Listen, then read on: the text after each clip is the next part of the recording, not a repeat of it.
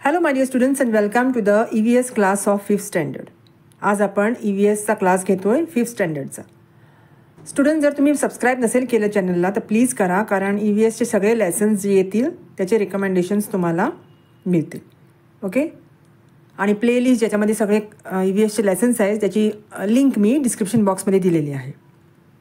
And please share this video with your friends also. तर आपण lesson number करतो आहे, आपण 3rd लेसन करतो आहे, the earth and it's living world. Okay. तर सुरू करूयात आपण. तर पृथ्वी, अर्थ आणि त्याच्या भोवतालचं जग. ओके. द लिव्हिंग वर्ल्ड, त्याची आजूबाजूची झाडं, माणसं, जे जीवित निसर्ग आहे त्याच्याबद्दल आपण आज ह्या लेसनमध्ये बघणार आहोत. Okay. So let's start reading the lesson first. आणि जसं आपण वाचतो तसं मी एक्सप्लेन करत जाईल. ओके. इथे चित्र दिलं आहे बघा पृथ्वीचं, आणि मातीचे लेयर्स दिले आणि आकाशाच्या, धरतीच्या वरती आणि धरतीच्या खाली हे लेयर्स त्या चित्रामध्ये दिले आहेत. आणि त्यांचं डिव्हिजन कसं झालं आहे ते पण दिलेलं आहे.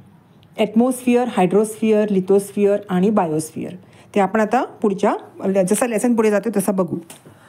तर first, can you tell where do you get water from? तर पाणी कुठनं मिळतं? कॅन यू टेल, तुम्हाला सांगता येईल का पाणी कुठनं मिळतं? ते तुम्ही तुमच्या बुकमध्ये आन्सर लिहून ठेवा. वेअर डू वी ले the foundation of the buildings? आता एखादी इमारत बांधताना, बिल्डिंग बांधताना आपण त्याचं फाउंडेशन कुठे घालतो? ओके. मातीत जेव्हा आपण नीव घालतो, फाउंडेशन ती कुठे घालतो? पाया. What need do we meet through breathing? तर ब्रीथ करताना, श्वासोच्छ्वास घेताना आपल्याला काय मिळतं तो एक प्रश्न आहे. आणि from where does the earth get light and heat? तर पृथ्वीला उजेड आणि आग किंवा हीट, वॉर्म, गरमी ही कुठून मिळते? उष्णता कुठून मिळते? तर आता will start with the lesson. On the surface of the earth we find land in some places and water in others. तर पृथ्वीवर, पृथ्वीच्या सरफेसवर आपल्याला काही ठिकाणी माती, अर्थ म्हणजे लँड, ओके, अँड वॉटर, काही ठिकाणी पाणी असतं, काही ठिकाणी लँड असतं. On the surface of the earth we find land in some places and water in others. तर काही ठिकाणी माती असते आणि काही ठिकाणी पाणी असतं, काही ठिकाणी जमीन असते आणि काही ठिकाणी पाणी असतं. The earth is surrounded by atmosphere. आणि पृथ्वीच्या वरती आपण जिथे श्वासोच्छ्वास, वारा जिथे वाहतो किंवा हवेत, त्याला काय म्हणतो आपण? हवा, त्याला ॲटमॉस्फिअर म्हणतो. पृथ्वीच्या वरचा जो भाग असतो तो ॲटमॉस्फिअर असतो. There are living things on the land. पृथ्वीवर जिवंत वस्तू असतात, म्हणजे माणसं, जनावरं, झाडं, ही all this are living things. So there are living things on the land. In water also there are living things and also in the air. तर there are living things on land, in water and in air. या तिन्ही ठिकाणी जिवंत वस्तू असतात. The sun is the cause of many natural processes on the अर्थ. जे काय जडणघडण, जे काय प्रक्रिया पृथ्वीवर घडते, जे काय प्रोग्रेस किंवा झाडं वाढतात किंवा मनुष्य जगतो, जनावर जगतात, ती सगळी सूर्यप्रकाशामुळे. The sun is the cause of many natural processes on the earth. नैसर्गिकरित्या ज्या गोष्टी पृथ्वीवर घडतात, ऑल द नॅचरल प्रोसेसेस, नैसर्गिक गोष्टी ज्या पृथ्वीवर घडतात त्या सूर्यप्रकाशामुळे घडतात. The sun is the cause. Cause म्हणजे कारण. Okay. The sun is the cause of many natural processes on the earth. Water, land and air constitute envelops of the earth, namely the हायड्रोस्फिअर, लिथोस्फिअर आणि ॲटमॉस्फिअर. ओके. वॉटर, पाणी, धरती, land आणि हवा, या 3 गोष्टी पृथ्वीचं थर असतात. एन्व्हलप म्हणजे थर, कवर ऑफ द अर्थ. कॉन्स्टिट्यूट म्हणजे आहे. They make the envelope of the अर्थ. They constitute envelope of the अर्थ. सो वॉटर म्हणजे काय? तर हायड्रोस्फिअर. हायड्रो म्हणजे वॉटर. लिथोस्फिअर म्हणजे लँड, माती. आणि हवा जे असते त्याला ॲटमॉस्फिअर म्हणतात. तर पाणी जिथे कवर असतं लँडवर, पृथ्वीवर, त्याला हायड्रोस्फिअर म्हणतात. मातीचं कवर असतं त्याला लिथोस्फिअर म्हणतात. आणि हवा, एअरचं कवर असतं त्याला ॲटमॉस्फिअर म्हणतात. The biosphere spreads in all other 3 spheres. The biosphere जे असतं ते बाकी तिन्ही भागांमध्ये असतं. Biosphere spreads in all other 3 spheres. तर बायोस्फिअर म्हणजे काय असतं? बायो जिथे लिव्हिंग थिंग्स असतात, जिवंत वस्तू असतात, झाडं म्हणा, माणसं म्हणा, ॲनिमल म्हणा, ओके, जिथे असतात त्याला बायोस्फिअर म्हणतात. म्हणजे biosphere spreads in all other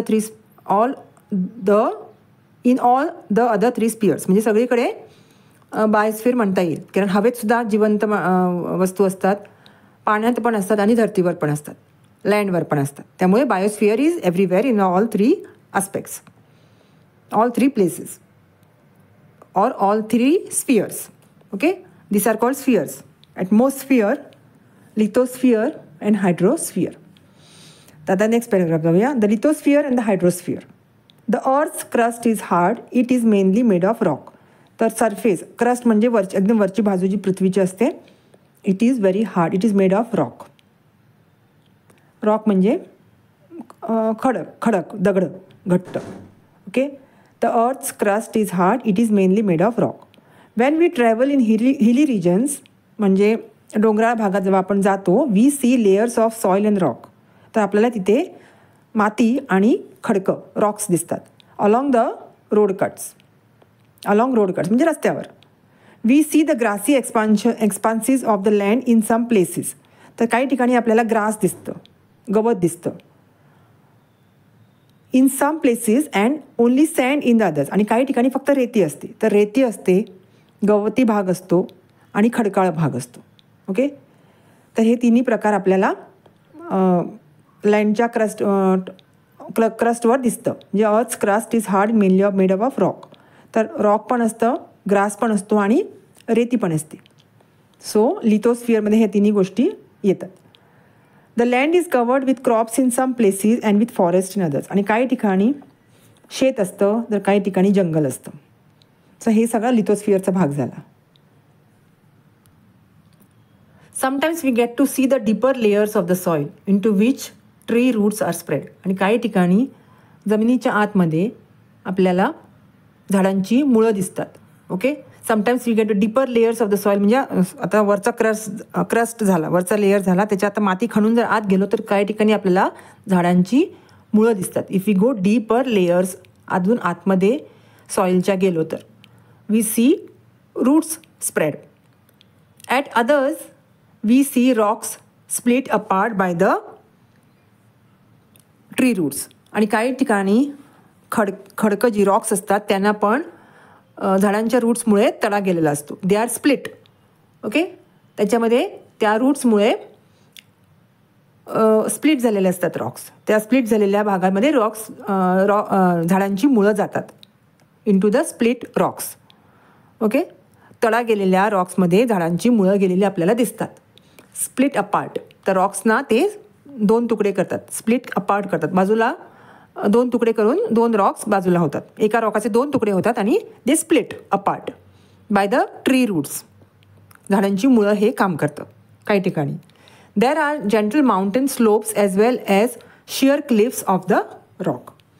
तर ह्या रॉक्समुळे माउंटन्स स्लोप्स दिसतात आपल्याला.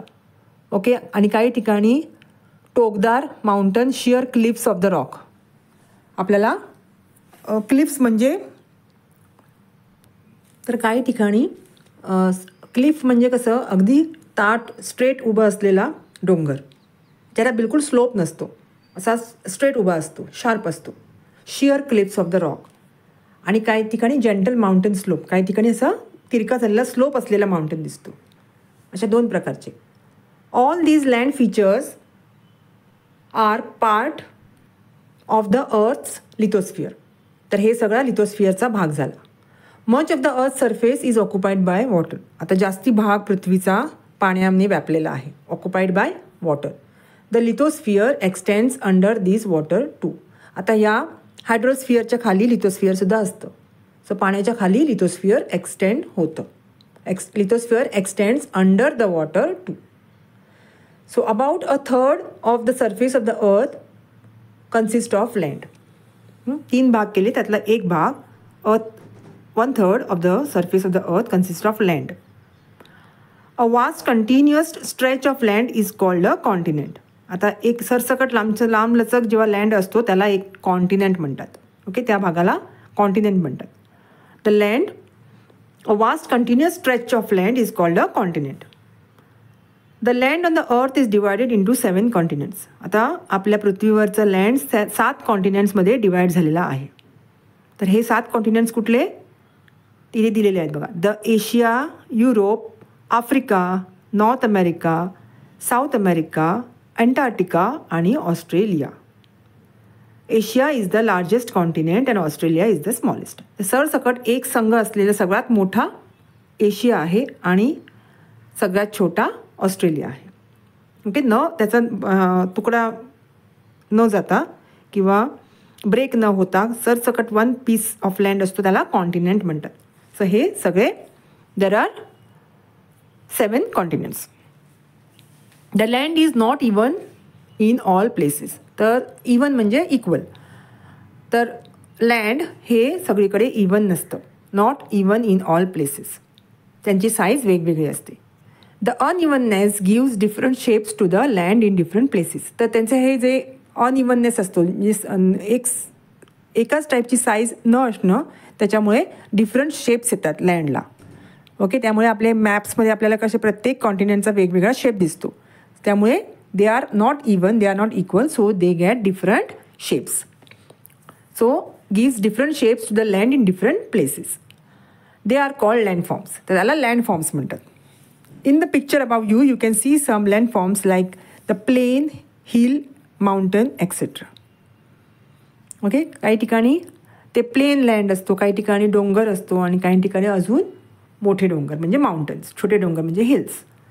तर अशा प्रकारे हे लँड डिवाइड झालेलं असतं. 2/3 of the earth surface is covered with water. आता 3 भागापैकी एक भाग लँड असतो आणि 2 भाग 2/3 पाणी असतं. 2/3 of the earth surface is covered with water. Most of this water is in the oceans. तर मोठमोठे समुद्र असतात, ओशन्स असतात, तिथे हे पाणी जास्ती असतं. Most of the water is in the oceans. Ocean water is salty आणि ते खारं पाणी असतं. Ocean water is always salty. Ocean म्हणजे महासागर. ओके, सी म्हणजे समुद्र आणि रिव्हर म्हणजे नदी. There R 5 oceans. तर 5 महासागर आहेत, त्यांची नावं. They are namely the Atlantic, the Pacific Ocean, the Atlantic Ocean, the Arctic Ocean, the Southern Ocean, and the Indian Ocean. The land along the margins of an ocean is called a coastal region. तर जो महासागराच्या संपल्यावर जो coastal region असतो म्हणजे समुद्राचा तट जो असतो त्याला कोस्टल रिजन म्हणतात. म्हणजे कोस्टल रिजनला किनारी प्रदेश म्हणतात. ओके, जे महासागराच्या किनारपट्टी असते त्याला कोस्टल रिजन म्हणतात. Water bodies of different shapes and sizes are formed along the coast. For example sea, bay, strait, gulf, creek etcetera. तर वेगवेगळे प्रकार इथे महासागराच्या आसपास तयार होतात. Water bodies of different shapes and sizes are formed along the coast. तर किनारपट्टीकडे अशा प्रकारचे सी म्हणजे समुद्र बनतो. बे म्हणजे खाडी. स्ट्रेट म्हणजे एक नॅरो पाण्याची चॅनल पाण्याचा असतो ज्याच्या दोन्ही साईडला जास्ती मोठे वॉटर बॉडीज असतात, त्याला स्ट्रेट म्हणतात. Channel of the sea. आणि गल्फ म्हणजे सुद्धा तोच प्रकार असतो, दरीसारखं असतं त्याच्यात जिथून पाणी वाहतं. सो हे छोट्या छोट्या वॉटर बॉडीज तयार होतात आसपास ओशन. आणि क्रीक म्हणजे खाडी. ओके, तर अशा टाईपचे वॉटर बॉडीज तयार होतात. These water bodies are part of the ocean. तर हे सगळे ते महासागराचाच भाग असतात. They are the part of the ocean. नाव surface water. There are many streams of water flowing over the land. तर खूप वेगवेगळे झरे, मोठे झरे, छोटे झरे असे लँडवर फ्लो करत असतात. This water is not salty but fresh. तर हे फ्रेश वॉटर असतं, ते खारं पाणी नसतं. हे स्ट्रीम्सचे पाणी जे झऱ्याचं पाणी असतं ते फ्रेश वॉटर असतं. दे are not salty. These streams of water may be reels, brooks, streams or reverse. तर हे नदी असते, झरे असतात, छोटे ब्रुक्स असतात, छोटे झरे, लहान ओढा म्हणजे रिल्स, हे अशा प्रकारचे फ्रेश वॉटर स्ट्रीम्स असतात. These streams of water may be rills, brooks, streams or rivers.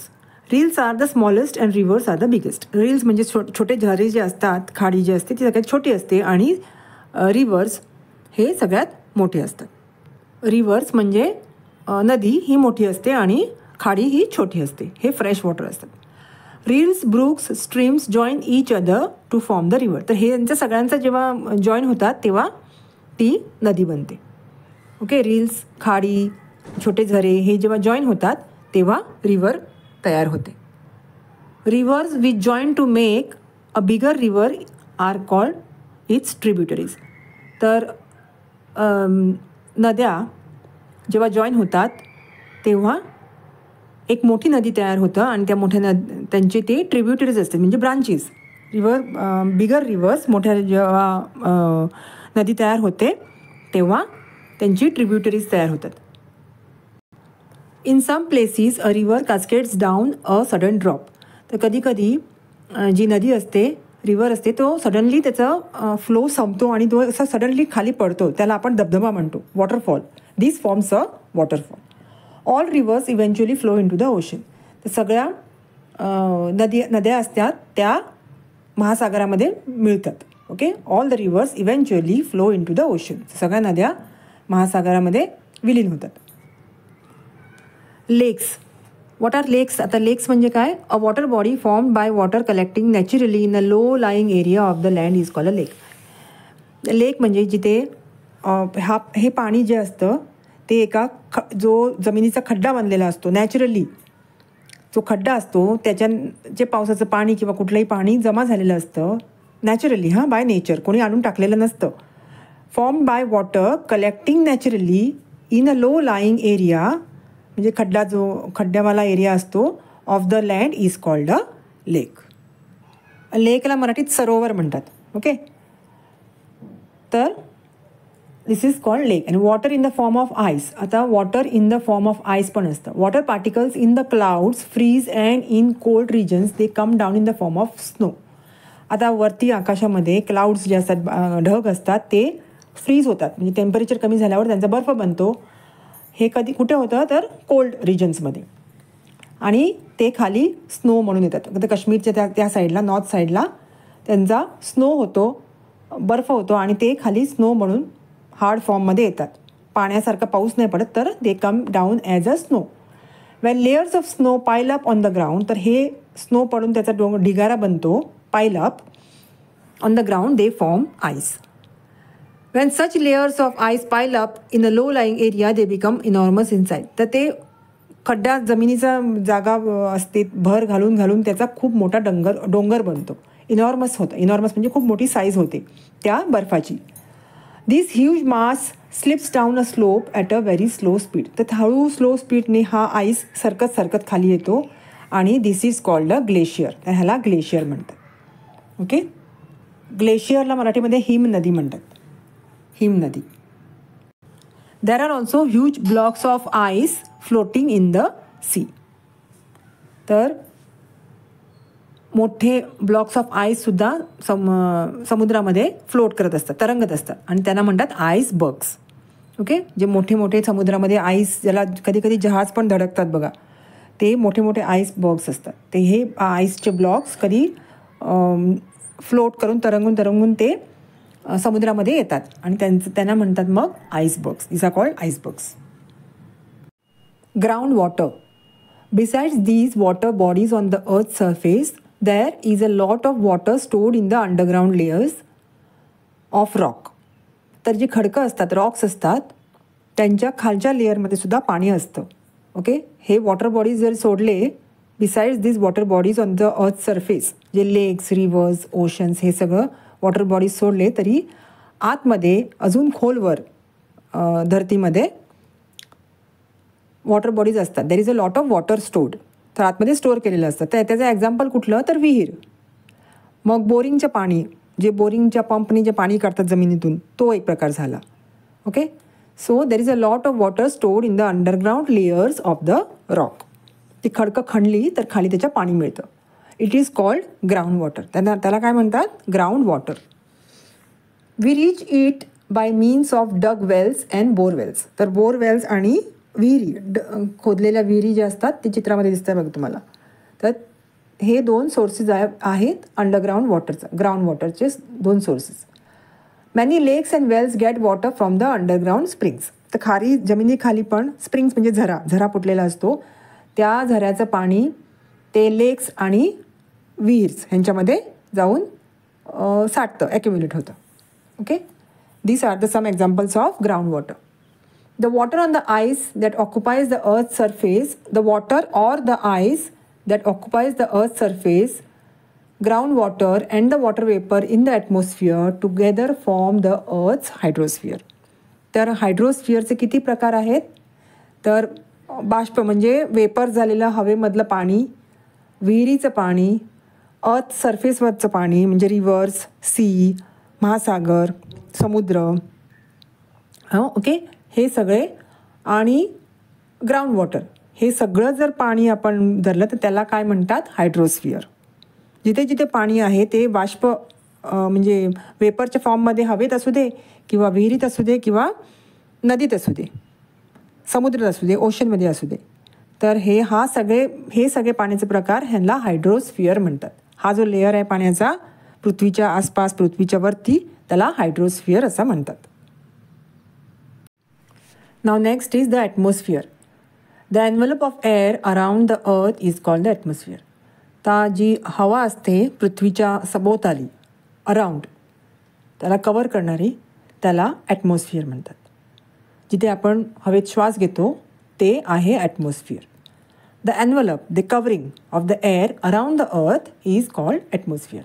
As we go higher from the surface of the earth, असं जसं आपण उंचावर जातो, धरतीपासून जरा लांब जातो, पृथ्वीपासून लांब जातो, तसं ॲटमॉस्फिअर कमी होत जातं, becomes rarer. As we go higher from the surface of the earth, the air in the atmosphere becomes rare. Rare म्हणजे कमी, रेअरर. ओके, कमी कमी होत जातं. हवा म्हणजे ॲटमॉस्फिअरमध्ये जी हवा असते ती कमी होत जाते. The air consist of mixture of gases. तर वेगवेगळे गॅसेस असतात एअरमध्ये. तर ते कोणते? तर nitrogen, oxygen, water vapour and carbon dioxide. Okay, there are some other gases also in the air in very small quantities. तर ह्या गॅसेस व्यतिरिक्त अजून पण गॅसेस ॲटमॉस्फिअरमध्ये असतात. The layer of the atmosphere are named as troposphere, stratosphere, mesosphere, ionosphere and exosphere. तर हे ॲटमॉस्फिअरमधल्या लेयर्सची नावं आहेत. ओके, ॲटमॉस्फिअर ह्या लेयर्सपासून बनलेले आहेत. The layer that extends from the earth surface at a height of 13 kilometre is called troposphere. आता जमिनीपासून 13 किलोमीटरपर्यंत जी लेयर असतो ॲटमॉस्फिअरचा, त्याला आपण ट्रोपोस्फिअर म्हणतो. The conditions in the troposphere change continuously. They affect the living world to a great extent. तर त्यांचे conditions म्हणजे त्या कधी गरम हवा असते, कधी थंड असते, ते त्यांचे प्रकार चेंज होत राहतात. Conditions of troposphere change continuously. एकसारखे त्याची क्वालिटी नसते, ते चेंज होत राहतात. पाऊस पडला की त्यांचं क्वालिटी वेगळी होते, उन्हाळा आला की क्वालिटी वेगळी होते. सो ट्रोपोस्फिअर चेंजेस कंटिन्युअसली आणि त्यांचा इफेक्ट लिव्हिंग वर्ल्डमध्ये होतो. म्हणजे माणसांवर, जनावरांवर, झाडांवर, ह्यांच्यावर त्या चेंजेसचा परिणाम होतो, खूप प्रमाणात होतो, to a great extent. The surface of the earth gets heated due to heat it receives from the sun. तर पृथ्वीची सरफेस तापते सूर्यप्रकाशामुळे. द हीट सूर्यप्रकाशामुळे मिळते, त्याच्यामुळे ती surface of the earth gets heated. Hence the air nearest the surface is the hottest. तर जी हवा पृथ्वीच्या जवळ असते, अगदी अर्थची सरफेस जी आहे त्याच्या जवळ असते, ती जास्ती गरम असते. इट इज द हॉटेस्ट, सर्वात गरम असते. Okay, hence the air near the surface of the earth is the hottest. As we go higher in the higher in the troposphere, it becomes cooler. तर आपण जसं वरती जातो तसं हवा थंड होत जाते. Almost all the water vapor in the atmosphere is contained in the troposphere. आता वॉटर वेपर म्हणजे वाफ ही ॲटमॉस्फिअरमध्ये जी असते ती सर्वात जास्ती ट्रोपोस्फिअरमध्ये असते. Okay, that is why all weather related phenomena such as formation of clouds, rain, fog, winds and storms take place in the troposphere. त्यामुळे सगळं वेदर चेंजेस जे होतात आणि त्याला जे कारणीभूत आहेत factors, all the weather related phenomenon कुठले कुठले तर क्लाउड्स, ढग, पाणी, फॉग म्हणजे धुकं, वारा, वादळ, विंड्स अँड स्टॉर्म्स हे सगळे ट्रोपोस्फिअरमध्येच घडत असतात. So all the weather related phenomena such as formation of clouds, rain, fog, winds and storms take place in the troposphere. The air on the high mountain is rare or rarer than the air near the earth surface. तर माउंटन्समध्ये उंच उंच mountains असतात, high mountains. The air on the high mountains is rare, तिथे हवा कमी असते than the air near the earth surface. Earth सर्फेसच्या जवळ जास्ती हवा असते. The air on the high mountain is rarer than the air near the earth surface. Aeroplanes fly in the higher parts of the troposphere. तर aeroplanes कुठे fly करतात, तर ट्रोपोस्फिअरच्या वरच्या बाजूला. ओके, पृथ्वीपासून दूर. There the air is very rare, तिथे खूप कमी हवा असते. आणि therefore arrangements have to be made to ensure that passengers get enough air for breathing. तेव्हा जेव्हा विमान वरती उडतं तेव्हा विमानातल्या लोकांची काळजी घेतली जाते की त्यांना इनफ ऑक्सिजन मिळतो, कारण विमान कमी ऑक्सिजन, कमी एअर असलेल्या ठिकाणाहून उडत असतं. कमी एअर असलेल्या ट्रोपोस्फिअरच्या लेअरमधून विमान उडत असतं. त्यामुळे तिथल्या पॅसेंजरना हवा मिळायला पाहिजे, ऑक्सिजन मिळायला पाहिजे ह्याची काळजी घेतली जाते.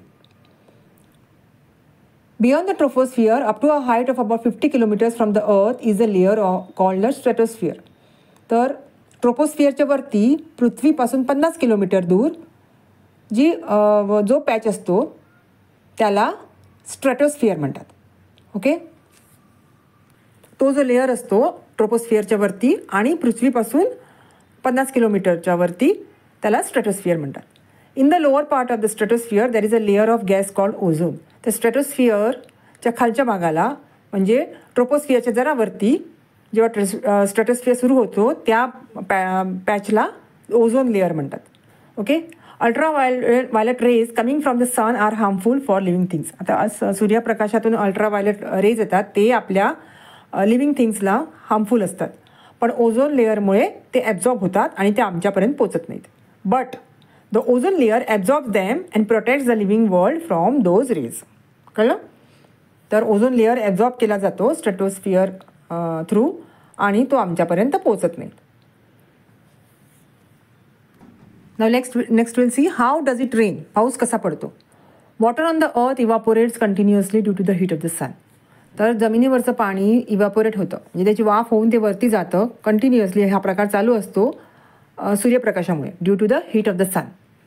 Water that has percolated in to the soil also evaporates due to the heat and enters the atmosphere. तर मातीमध्ये ॲब्झॉर्ब झालेलं पाणी, water that has percolated in to the soil also evaporates due to the heat. तर सूर्यप्रकाशामुळे त्याची वाफ होते आणि ती ॲटमॉस्फिअरमध्ये एंटर करते. इथे पर्कोलेशन म्हणजे पाझरणं. Okay, water percolated in to the soil म्हणजे मातीमध्ये पाझरलेलं पाणी. As water vapour is lighter than air it rises high up in to the atmosphere. आता वॉटर वेपर म्हणजे बाष्प जे तयार झालेलं असतं ते पाण्यापेक्षा हलकं असतं, त्यामुळे ते जास्ती वरती ॲटमॉस्फिअरमध्ये जातं. As water vapour is lighter than air it rises high up in to the atmosphere. As it goes higher it cools and condenses forming very fine droplets of water. आता ते वरती गेल्यानंतर वरती जास्ती थंड असतं. ओके, वरती थंड असल्यामुळे ती जी वाफ असते ती पाण्याच्या ड्रॉपलेट्समध्ये त्याचं रूपांतर होतं. As it goes higher it cools and condenses म्हणजे वाफेचं पाणी होणं आणि forming very fine droplets of water drops form होतात. The droplets are so small and light that they float in the atmosphere forming clouds. तर ते एवढे small आणि लाईट असतात, हलके फुलके असतात ते ड्रॉपलेट्स, की त्यांचं ढग होतं, त्यांचं क्लाउड्स होतात. So the droplets are so small and light that they float in the atmosphere forming clouds. तर ते ॲटमॉस्फिअरमध्ये ते फ्लोट होतात आणि त्यांचे क्लाउड तयार होतात. These small droplets join together. तर हे स्मॉल छोटे छोटे ड्रॉपलेट, छोटे छोटे ढग जॉईन होतात आणि form bigger drops which are heavy. आणि ते मोठे ड्रॉप्स तयार होतात. They cannot float. तर त्यांना फ्लोट होता येत नाही आणि मग ते such drops of water fall down on the earth in the form of rain. त्यामुळे हे जड झालेले ढग असतात, जड झालेले ड्रॉप्स असतात, big drops. They fall down because they are very heavy and they cannot float. त्यांना ते तरंगता येत नाही, ते वजनदार झालेले असतात, जड झालेले असतात, त्यामुळे ते पावसाच्या रूपाने खाली पडतात. Okay. This rain water flows into rills, streams, rivers and finally in to the sea. तर हे सगळे रेन वॉटर असतं ते कुठे, हे नदी किंवा झरे, रील्स, छोटे झरे, मोठे झरे, रिव्हर्स, ओके, नदीमध्ये वाहतात आणि फायनली सीमध्ये जातात, समुद्रामध्ये जातात. Okay. This rain water falls into rills, streams म्हणजे झरे, रील्स म्हणजे सुद्धा छोटे झरे, रिव्हर्स म्हणजे नदी आणि फायनली मग ते समुद्राला जाऊन मिळतात. Finally they float in to the sea. Ice in the snow covered regions also melt due to the heat of the sun to finally flow in to the rivers. तर जे आईस असतात मोठमोठे डोंगरावरचे ते सुद्धा मेल्ट होतात आणि snow covered reasons म्हणजे जिथे आयसाचा थर झालेला असतो धरतीवर किंवा पृथ्वीवर तो सुद्धा मेल्ट होतो आणि due to the heat of the sun, सूर्याच्या प्रकाशामुळे ते मेल्ट होतं आणि ते फायनली कुठे फ्लो होतं, रिव्हर्समध्ये, नदीमध्ये, आणि नदीतून नंतर सीमध्ये, समुद्रामध्ये. These processes of evaporation, condensation and rainfall go on in a continuous cycle. तर हा प्रोसेस म्हणजे इव्हॅपोरेशन, वाफ होणं, मग वरती जाऊन ते कंडेन्स होणं, त्याचे ड्रॉपलेट्स होणं, ढग होणं आणि मग परत पाऊस पडणं, हा सगळा प्रकार कंटिन्युअस चालूच असतो. This is known as water cycle of the nature. Okay. तर what is water cycle of the nature म्हटलं की तुम्हाला हा पॅराग्राफ एक्सप्लेन करता यायला पाहिजे, लिहिता आला पाहिजे. आता आपण बायोस्फिअर बघूया. The biosphere. There are innumerable kinds of living things on the earth. There are innumerable kinds of living things on the earth. पृथ्वीवर खूप प्रकारचे, असंख्य प्रकारचे प्राणी, जिवंत प्राणी असतात. The various regions of the earth differ in many ways. तर प्रत्येक रिजन, प्रत्येक प्रांत वेगळा असतो एका दुसऱ्यापासून. Okay. Every region is different from the other. आणि ते प्रकार पण वेगळे असतात, वेगवेगळ्या प्रकारे ते वेगळे असतात. Differ in many ways. Some regions are always covered with ice while others have a hot climate. तर काही ठिकाणी फक्त बर्फ असतो. तर काश्मीरमध्ये फक्त बर्फ असतो आणि साऊथला तर अगदी उन्हाळा असतो. ओके. नॉर्थला काश्मीर, साऊथला आपलं केरळ वगैरे तिथे खूप उन्हाळा असतो. So in the various regions of the earth differ in many ways and some regions are covered with ice while others have a hot climate. There are mountains in some places and plains in others. तर काही ठिकाणी उंच उंच शिखरं आणि mountains असतात, डोंगर असतात, तर काही ठिकाणी एकदम प्लेन जागा असते. Some places have a lot of rainfall. काही ठिकाणी खूप पाऊस पडतो, तर काही ठिकाणी वाळवंट असतं, डेझर्ट असतात. Okay. There are mountains in some places and plains in others. Some places have a lot of rainfall while others are dry deserts. There are salty areas and oceans and also fresh water lakes. काही ठिकाणी महासागर आणि समुद्र म्हणजे खाऱ्या पाण्याचे समुद्र आणि महासागर असतात आणि काही ठिकाणी फ्रेश वॉटर लेक्स असतात. The ocean is shallow near the coast but away from the coast line the ocean can be several kilometres deep. तर द ओशन शॅलो असतो, शॅलो म्हणजे उथळ असतो, जिथे जास्ती खोल नसतं कुठे, ते किनाऱ्यावर. आणि जसं जसं आपण पुढे जातो आपल्या महासागरामध्ये, तर ते कितीतरी किलोमीटर खाली डीप असू शकतं. ओके. कोस्टलाईनपासून आपण लांब जातो, किनारपट्टीपासून लांब जातो, तेव्हा तो ओशन किंवा महासागर खूप खोल होऊ शकतो. अगदी कितीतरी किलोमीटर्स अगदी डीप असतो खाली. We see a great variety in the living things that inhabit these different regions. तर आपल्याला खूप व्हरायटी बघायला मिळते राहणाऱ्या, म्हणजे लिव्हिंग थिंग्समध्ये पण खूप व्हरायटी बघायला मिळते. जसं जागा बदलते त्या ठिकाणी वेगवेगळी जनावरं बघायला मिळतात. Okay, that inhabit this different regions. Inhabit म्हणजे तिथे राहणारे. तर वेगळ्या प्रांतामध्ये आईस जिथे असतो तिथे वेगळे प्राणी दिसणार, जिथे वाळवंट असतं तिथे वेगळे प्राणी दिसणार, जिथे डोंगर असतात तिथे वेगळे प्राणी असतात, जिथे हॉट क्लायमेट असतं तिथे वेगळे प्राणी असतात. So it differs. Variety, great variety in the living things that inhabit these different regions. The polar bear is seen only in the snow-bound polar regions. आता पोलर बेअर जिथे बर्फ असतो तिथेच आपल्याला पोलर बेअर दिसतो, इन द पोलर रिजनमध्ये. Zebras are found in Africa. Zebras हे आफ्रिकेमध्ये मिळतात. Kangaroos only found in Australia. These animals are not found in any other regions. दुसरीकडे कुठेही ह्यांना आपण बघू शकत नाही, आपल्याला ते सापडत नाही. These animals are not found in any other regions. Elephants and lions are found in regions of hot climate. आता ॲनिमल्स आणि एलिफंट म्हणजे हत्ती आणि लायन्स फक्त हॉट क्लायमेट जिथे असतं तिथेच सापडतात. Plants in all these different regions also show a great variety. Even झाडं झुडपं ह्यांच्यामध्ये सुद्धा डिफरन्स असतो. वेगवेगळ्या ठिकाणी वेगवेगळे झाडं आपल्याला दिसतात, प्लांट्स आपल्याला दिसतात. Plants in all these different regions also show a great variety. This variety is characteristic of those different regions. तर त्या प्रांताचे ते वैशिष्ट्य असतात. त्या प्रांतात रिजनमध्ये झालेली झाडं त्यांची पण वेगवेगळी वैशिष्ट्य असतात. ओके, कॅरेक्टरिस्टिक्स म्हणजे वैशिष्ट्य. Many different kinds of plants, animals and microorganisms are found everywhere on the earth. तर वेगवेगळ्या प्रकारचे ॲनिमल्स, प्लांट्स आणि मायक्रो ऑर्गॅनिझम्स म्हणजे बारीक जीवजंतू हे वेगवेगळ्या ठिकाणी पृथ्वीवर मिळतात. They are many different kinds of plants, animals and microorganisms are found everywhere on the earth, on land, in water and in the air. तर कुठे? लँडमध्ये, धरतीवर, मातीत, हवेत आणि पाण्यात सुद्धा हे सगळे जीवजंतू आपल्याला सापडतात. Living things exist in the lithosphere, hydrosphere आणि ॲटमॉस्फिअर. तर जे जिवंत प्राणी असतात ते कुठे? आपल्याला जिवंत प्राणी आणि झाडं आपल्याला लिथोस्फिअरमध्ये मिळतात, हायड्रोस्फिअरमध्ये आणि ॲटमॉस्फिअरमध्ये. लिथोस्फिअर म्हणजे जमिनीवर राहणारे, हायड्रोस्फिअर म्हणजे पाण्यात राहणारे आणि ॲटमॉस्फिअर म्हणजे हवेत राहणारे प्राणी, जीवजंतू. They also interact with these spheres. Okay, they also interact with these spheres. These living world constitutes the biosphere. तर ते हे इंटरॅक्ट म्हणजे काय? जमिनीवर राहणारे प्राणी, हवेतल्या प्राण्यांशी संबंध त्यांचा असतो आणि पाण्यातल्या राहणाऱ्या प्राण्यांचा सुद्धा धर्तीवरच्या प्राण्यांबरोबर संबंध असतो. तर ते इंटरॅक्ट करतात एकमेकांसोबत. दे ऑल्सो इंटरॅक्ट विथ दिस स्फिअर्स किंवा त्या ॲटमॉस्फिअर्सबरोबर इंटरॅक्ट होताना आपल्याला दिसतात. आणि हे सगळं तीनही स्फिअर्समधलं इंटरॅक्शन ते सगळं एक झालं तर त्याला आपण बायोस्फिअर म्हणतो. बायो म्हणजे जिवंत. तर this living world constitutes the biosphere.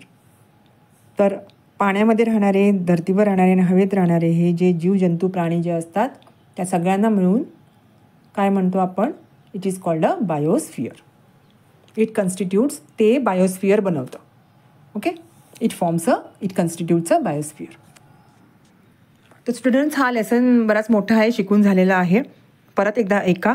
तुम्हाला काय क्वेश्चन्स असतील तर मला कमेंट बॉक्समध्ये कमेंट करा. ओके, पुढचं लेसन घेऊन मी परत येते. प्लीज प्लेलिस्ट फॉलो करा कारण तुम्हाला सगळे लेसन्स मिळतील. आणि प्लीज शेअर करा तुमच्या फ्रेंड्ससोबत हा lesson. Okay, I will be back with the next lesson. And till then take care and bye bye.